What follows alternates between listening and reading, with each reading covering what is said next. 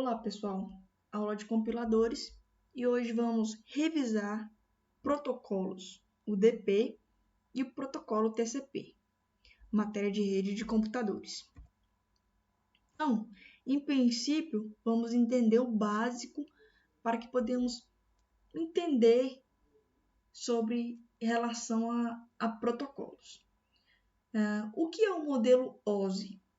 O modelo OSI é o modelo de rede de computador junto com a ISO dividido em camadas de funções. E qual que é o objetivo do modelo OSI? O modelo OSI tem como objetivo ser um padrão para protocolos de comunicação entre os mais diversos sistemas em uma rede local, garantindo a comunicação entre dois sistemas computacionais. Então, o que é o protocolo de redes? Protocolos de rede são os conjuntos de normas que permitem que duas ou mais máquinas conectadas à internet se comuniquem entre si. Ou seja, o protocolo é uma espécie de linguagem que utilizamos para que dois ou mais computadores consigam se comunicar. Aqui, por exemplo, temos uma imagem que mostra os 5 componentes da comunicação de dados. Temos aqui a mensagem, que são a informação, em forma de dado, que é transmitido, que pode ser em formato de texto, número, figuras, áudio e vídeo. Temos o transmissor, que é o dispositivo que envia a mensagem, e temos o receptor, Logo, temos o receptor, que é o dispositivo que recebe a mensagem. Temos o meio de transmissão, que é o caminho físico pelo qual a mensagem trafega, do emissor ao receptor. Aí temos exemplos de meio de transmissão, que pode ser o cabo de par trançado, cabo coaxial, cabo de fibra óptica ou ondas de rádio. E, claro, temos o principal, que é o protocolo, que é esses conjuntos de regras que controlam a comunicação de dados. Sem um protocolo, dois dispositivos, por mais que estejam conectados ponto a ponto, eles não conseguem se comunicar. Podemos pôr um exemplo, semelhante a um exemplo, a gente pode colocar o seguinte, que esse protocolo, por exemplo, seria uma pessoa falando em francês, e esse segundo exemplo seria uma pessoa falando em japonês. Se ambos não conhecem a linguagem uma da outra, elas não conseguem se entender. E assim, da mesma forma, se não tiver, esses protocolos, essa mensagem ela não consegue ser transmitida, não consegue ser recebida, Não consegue, essa comunicação não é feita, essa comunicação não tem conclusão. Temos então aqui o modelo OSI e o modelo TCP/IP. Então, para entendermos melhor esses conceitos, vamos entender onde que a internet pode se basear de um modo geral. Então, temos o seguinte, que vamos supor, a internet de modo geral, ela tem requisições e resposta. Vamos pensar na web, Temos um exemplo bastante concreto, Temos lá vários browsers, Google Chrome, Mozilla, Firefox, e vamos fazer uma requisição para um servidor de determinado site. Se tudo der certo, esse servidor me devolve uma resposta com a página web que eu procuro. Então, lá no Google Chrome, abri o Google Chrome, escrevi uma tentando pesquisar algo, se esse algo que eu pesquisei for válido, ele vai lá no meu servidor, vai pesquisar, né, vai consultar se lá existe e vai me trazer essas informações. Então, mas como é que funciona de fato uma requisição, né? O que está por trás disso? Então, para descrever os passos de uma requisição, existem diversos modelos que descrevem os protocolos, isto é, regras por trás desse processo.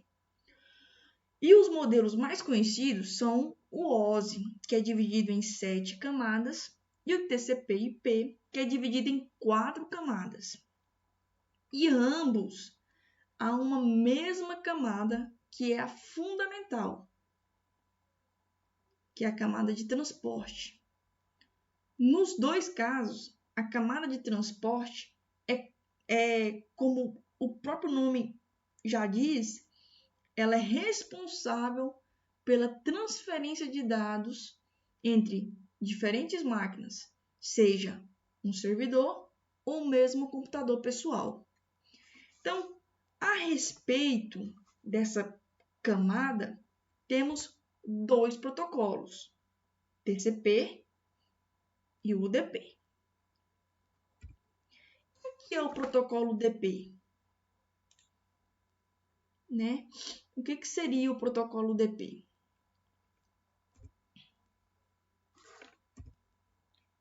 Então, o UDP é o protocolo simples da camada de transporte.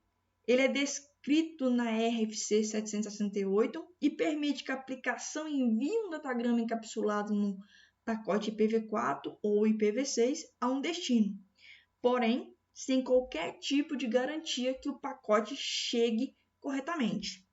O UDP tem como característica essencial a falta de confiabilidade. Isto significa que, através da utilização desse protocolo, pode-se enviar datagramas de uma máquina a outra, mas sem garantia de que os dados enviados chegarão intactos e na ordem correta.